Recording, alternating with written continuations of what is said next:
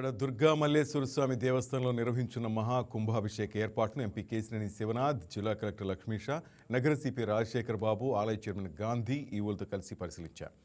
ప్రతి 12 సంవత్సరాలకు ఒకసారి మహా కుంభాభిషేకం నిర్వహిస్తారని, ఈసారి మార్చి 6 నుంచి 8 వరకు ఉత్సవాలు జరుగుతాయని, 6వ తేదీ ఉదయం 8 గంటలకు మహా కుంభాభిషేకం ప్రారంభమవుతుందని తెలిపారు. CM Chandrababu, deputy CM Pawan Kalyan పాల్గొనే అవకాశం ఉందని అన్నారు.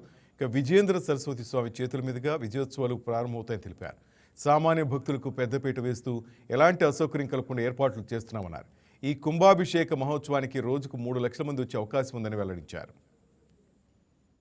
దుర్గమ్మవారి ఆశీస్సులతో ఇవాళ ఇంద్రకీలాద్రి మీద జిల్లా అధికార యంత్రాంగం, దుర్గగుడి బోర్డు, అంతేకాకుండా దుర్గగుడి ఈవో అధికారులు అందరం కలిసి అమ్మవారిని దర్శించుకుని రేపు 6వ తారీఖు, 7వ తారీఖు, 8వ తారీఖు ఈ 3 రోజుల్లో ప్రతి 12 సంవత్సరాలకి అమ్మవారికి పూర్ణ కుంభాభిషేకం జరుగుతుంది.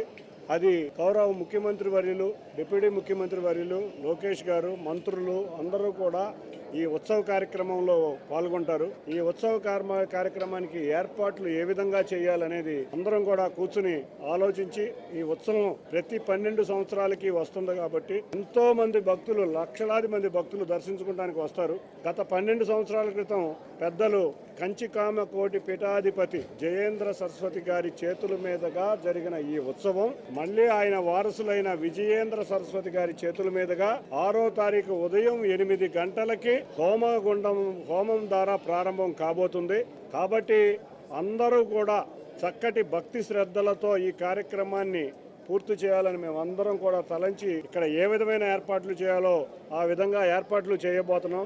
ఈ యొక్క క్రతువు ద్వారా మనం ఆలయ విమాన గోపురాలను సంప్రోక్షణ చేయటం, ఈ సంప్రోక్షణ వల్ల ఆలయ తేజస్సు మరింత పెంపొందించే విధంగా ఉంటుంది క్రతువు యొక్క ముఖ్య ఉద్దేశం. అంతేకాకుండా ఆలయంలో ఉన్న పండితులు, వేద పండితులు, పురోహితులు అందరూ ఈ కార్యక్రమాన్ని, ఈ క్రతువుని నిర్వర్తిస్తారు. కాబట్టి ఈ క్రతువు వల్ల ఆలయం మళ్ళీ పునర్జీవం అయ్యి శక్తివంతంగా తయారయ్యే విధంగా ఉండబోతుంది. మళ్ళీ ప్రతి 12 సంవత్సరాలకి వచ్చే ఈ కార్యక్రమాన్ని అందరూ కూడా దేశ విదేశాల నుంచి వచ్చి భక్తులందరూ అమ్మవారిని దర్శించుకుని ఎటువంటి లోటుపాట్లు లేని ఏర్పాట్లు చేయబోతున్నాం.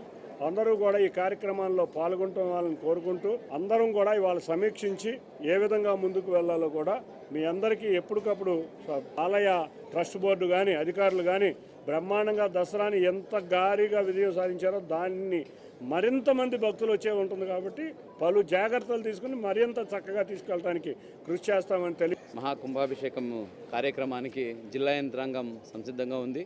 ఎన్టీఆర్ జిల్లా టీమ్ ఎన్టీఆర్ స్పిరిట్తోనే ఏ కార్యక్రమమైనా మనం ముందుకు తీసుకెళ్తున్నాము. గౌరవ చైర్పర్సన్ గారు, అలాగే టెంపుల్ ఈవో గారు, ఇతర అధికారులందరూ సమన్వయంతో, అలాగే టెంపుల్ ఎండోమెంట్ మినిస్టర్ గారు, అలాగే గౌరవ ముఖ్యమంత్రి వర్లు, ఉప ముఖ్యమంత్రి వర్లు వీళ్ళు ఎప్పటికప్పుడు టెంపుల్ పనితీరు, అలాగే ఈ సెలబ్రేషన్స్ ఎలా జరుగుతున్నాయి దీని గురించి మనకు ఎప్పటికప్పుడు దిశానిర్దేశాలు చేస్తున్నారు.